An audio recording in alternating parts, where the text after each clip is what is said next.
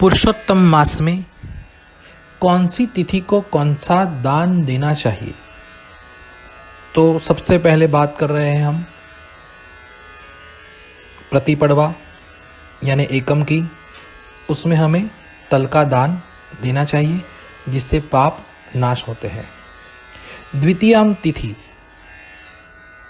तो उसमें हमें गुड़ का दान देना चाहिए जिससे प्रेत योनि में से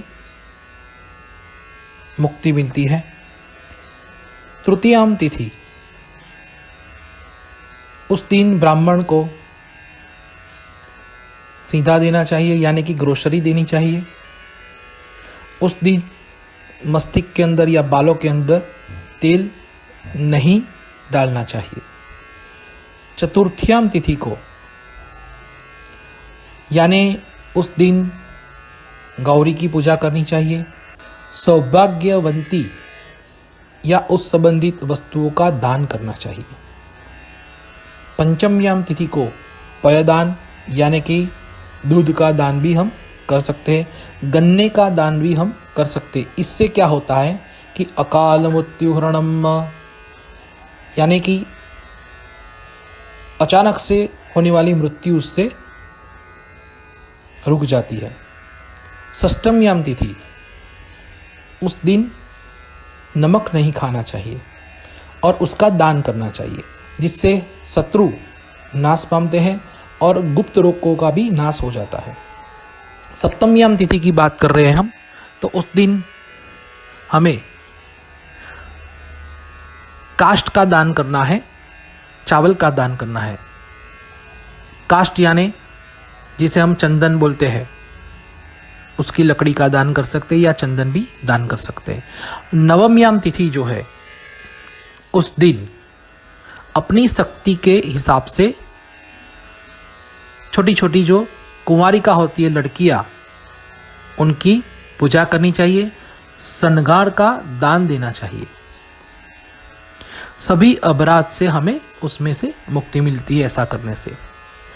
दशमयाम जो तिथि है उस दिन कुंभ दान देना चाहिए यानी कि जो कुंभ होता है उसके ऊपर दिया जला के भगवान शिव के मंदिर के अंदर रखना है।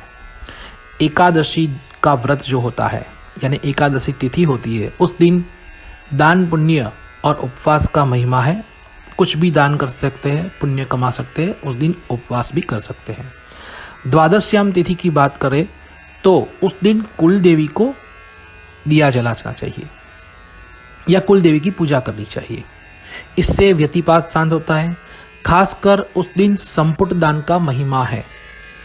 संपुट दान जो है वो गुप्त दान कहा जाता है यानी कि जैसे कांस्य की जो थाली होती है उसके अंदर कुछ भी गुप्त दान रख सकते हो, उसके ऊपर दूसरी कांसे की थाली रख कर आप किसी को बंद करके या कंकण बंद से, नाड़ा छड़ी से बंद करके आप दे सकते हो। लेकिन ये जो दान का समय है वो शाम को 6:30 बजे तक का ही है। त्रयोदशी तिथि जिसे हम प्रदोष कहते हैं, उस दिन शिव का पूजन करना चाहिए, शिव दर्शन करने चाहिए। चतुर्दश्याम तिथि की बात करें तो उस दिन हमें हमारे जो दहली है वहाँ पर स्वस्तिक करना चाहिए, 5 तिलक करना चाहिए।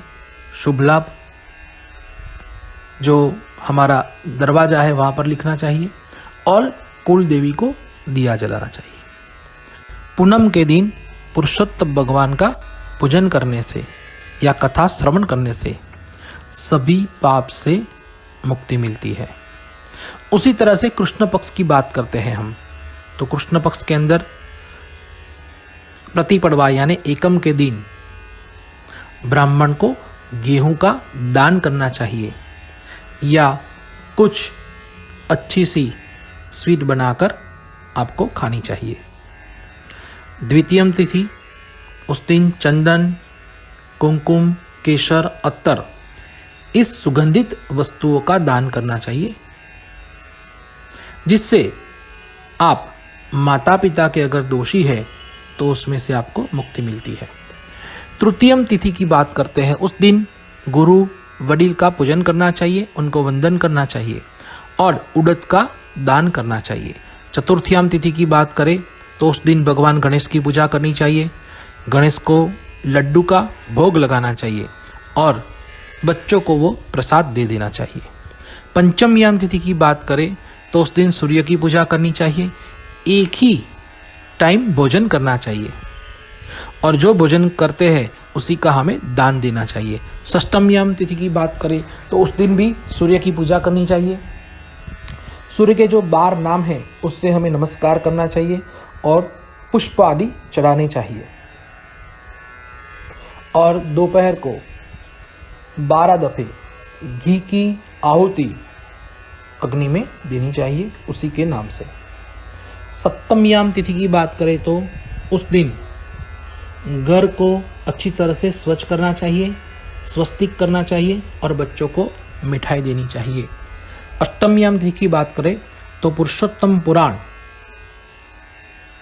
या कथा करनी चाहिए और ब्राह्मण को दान दक्षिणा देनी चाहिए।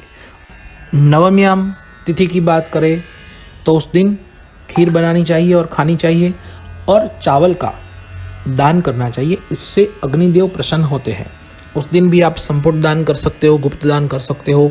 दशमयाम तिथि की बात करें तो उस दिन सुवर्ण का दान करना चाहिए,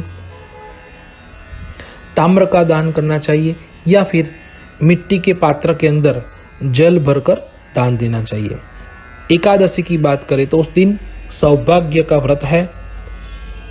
आप अपने अगर जो परिणीत स्त्री है उनको पति की सेवा करनी चाहिए और भगवान पुरुषोत्तम का व्रत भी करना चाहिए, नाम स्मरण भी कर सकते हैं। द्वादशी तिथि की बात करें तो उस दिन तीर्थ का स्नान करना चाहिए। तीर्थ स्नान का बहुत ही बढ़िया फल मिलता है। तीर्थ यानी नदी, उस नदी का पूजन करना चाहिए। उस दिन कुछ भी किसी भी पानी के अंदर, जैसे कि तालाब है, कोई तीर्थ यानी नदी है, तो वहाँ पर गंदगी नहीं करनी चाहिए। त्रयोदश की बात करें तो उस दिन सिर्फ एक बार भोजन करना चाहिए और वो भोजन शाम के टाइम करना चाहिए। बच्चों को उस दिन कुछ न कुछ मिठाइयाँ या फिर गुड़ वगैरह देना चाहिए। चतुर्दश्याम तिथि की बात करें तो काश्य का उस दिन दान करना चाहिए, जिससे शरीर की शुद्धि होती है। और अमावस्या के दिन आप सभी प्रकार के दान कर सकते हो। आपकी शक्ति के अनुसार, आपकी भक्ति के अनुसार आप ब्राह्मण को वस्त्र दान दे सकते हो या फिर ग्रोसरी का भी दान दे सकते हैं। तो ये इस प्रकार से दान करने से तिथि वाइज आपको बहुत ही अच्छा परिणाम मिलता है। पुरुषोत्तम भगवान की कृपा बनी रहती है। ओम नमो भगवते वासुदेवाय।